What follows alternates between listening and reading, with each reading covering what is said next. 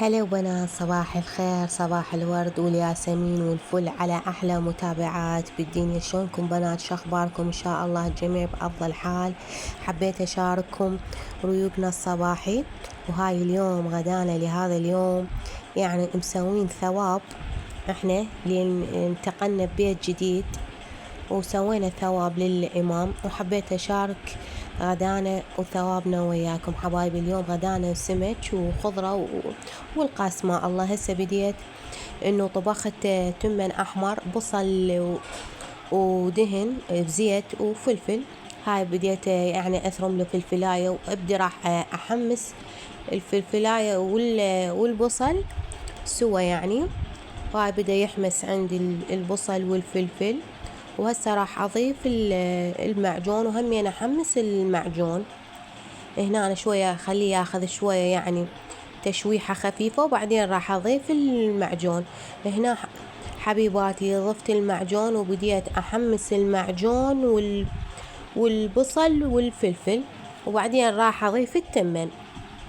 هنا أنا بديت يعني ضفت التمن، ضفت شوية مي قليل يعني، وبعدين راح أضيف مي يعني يغطي التمن، كمية التمن اللي أنا ضفتها. هاي هنا ضفت المي حبايب قلبي، وهنا أنا راح أغطي التمن، قبقت التمن وراح أبدي أقلب. هنا قليت السمك، قليت هاي أول سمكة، وبعدين راح أكمل الكمية مال السمك اللي إحنا مشترينها.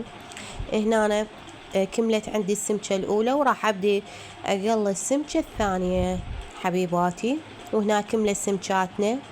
وهنا أنا بديت هدر عندنا التمن، أنا غطيته وهدر ونصصته، وراح أبدي همين أغطيه لحد ما يستوي. وهنا أنا حبايبي استوى سمكاتنا، وهاي حبشكلات السمكة، البصل الأخضر والطماطة.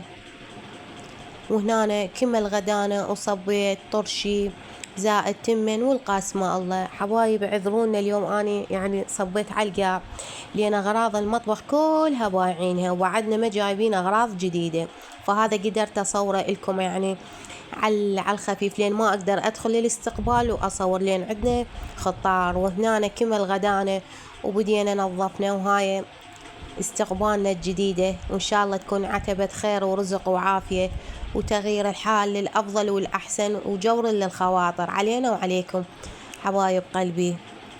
وهنا حبايب قلبي هاي ثاني يوم أخذتكم جولة وياي للتسوق بالمول، يعني ردت أشتري أغراض جديدة للمطبخ. هذا المول يمنا قريب، وأغراضه كلش حلوة كلش حلوة، يعني أغراضه تجنن ما شاء الله. يعني مول أغراضه فشي خيال خيال خيال. كل شي متوفر، من الأبرة للخيط، احتياجات البيت كلها، يعني أغراض، مواعين، يعني ملابس، حقائب، تكرمون، أحذية، هاي كلها طوابق. أنا صورت لكم الطابق الثاني، الطابق الأرضي كله حاجة على يعني علف لايلونات. الطابق الثاني كله يعني فرفوري، صواني، قواري، أشياء منزلية، أغراض منزلية. والفوق والطابق الرابع ملابس ومحتويات، يعني محتويات يعني